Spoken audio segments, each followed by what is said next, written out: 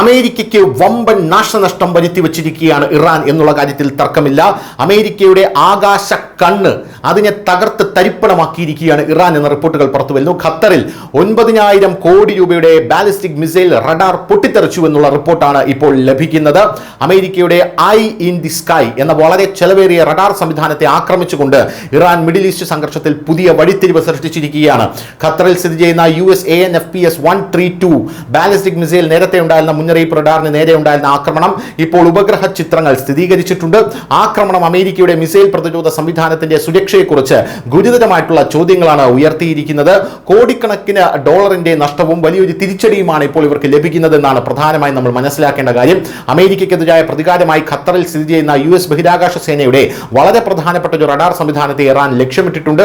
ഈ റഡാറിന്റെ വില ഏകദേശം $1.1 ബില്യൺ, ഏകദേശം 9,000 കോടി രൂപയാണ്. ഈ ആക്രമണത്തിൽ റഡാറിന് സാരമായ കേടുപാടുകൾ സംഭവിച്ചതായി ഉപഗ്രഹ ചിത്രങ്ങൾ കാണിക്കുന്നുണ്ട്.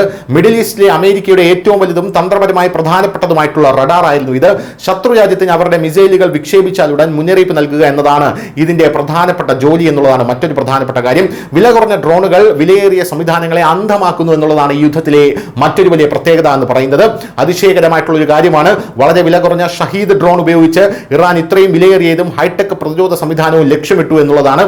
സാധാരണ കാറിനേക്കാൾ വില കുറഞ്ഞ ഈ ഡ്രോൺ US മിസൈൽ പ്രതിരോധത്തിന്റെ കണ്ണുകളെ അന്ധമാക്കി. ഡ്രോൺ സംവിധാനത്തിന്റെ പുതിയ തന്ത്രത്തിന് മുന്നിൽ ലോകത്തിലെ ഏറ്റവും ആധുനിക വിഭവങ്ങൾ പോലും നിസ്സഹായരാകുമെന്ന് ഈ സംഭവം തെളിയിച്ചിരിക്കുകയാണ്. റഡാറിന്റെ സവിശേഷത എന്ന് പറയുന്നത് അമേരിക്കയ്ക്ക് കൃത്യമായി പിടിക്കാൻ കഴിയുന്നതായിരുന്നു. പക്ഷേ അമേരിക്ക ഈ സാഹചര്യത്തിൽ വലിയൊരു വീഴ്ച അമേരിക്കയ്ക്ക് സംഭവിച്ചു എന്നുള്ള കാര്യത്തിൽ തർക്കമില്ല. അമേരിക്കയുടെ ഗ്ലോബൽ മിസൈൽ വാർണിംഗ് നെറ്റ്വർക്കിന്റെ ഭാഗമാണ് AN/FPS 132 റഡാർ. ഇതിൽ 5000 കിലോമീറ്റർ വരെ ദൂരപരിധിയുണ്ട്. ഇറാനിൽ നിന്നോ മറ്റ് രാജ്യങ്ങളിൽ നിന്നോ വളരെ ദൂരെ നിന്ന് വിക്ഷേപിക്കുന്ന മിസൈലുകളെ ഇത് ട്രാക്ക് ചെയ്യാൻ കഴിയും. ഖത്തറിലെ അൽ ഉദൈദ് എയർബേസിന് സമീപം സ്ഥിതി ചെയ്യുന്ന ഈ റഡാർ ഇല്ലെങ്കിൽ US-നും സഖ്യകക്ഷികൾക്കും മിസൈൽ ആക്രമണങ്ങൾ ഒഴിവാക്കാൻ വളരെ ബുദ്ധിമുട്ടായിരിക്കും എന്നുള്ളതാണ് മറ്റൊരു പ്രധാനപ്പെട്ട കാര്യം എന്ന് പറയുന്നത്. News desk, news India Malayalam.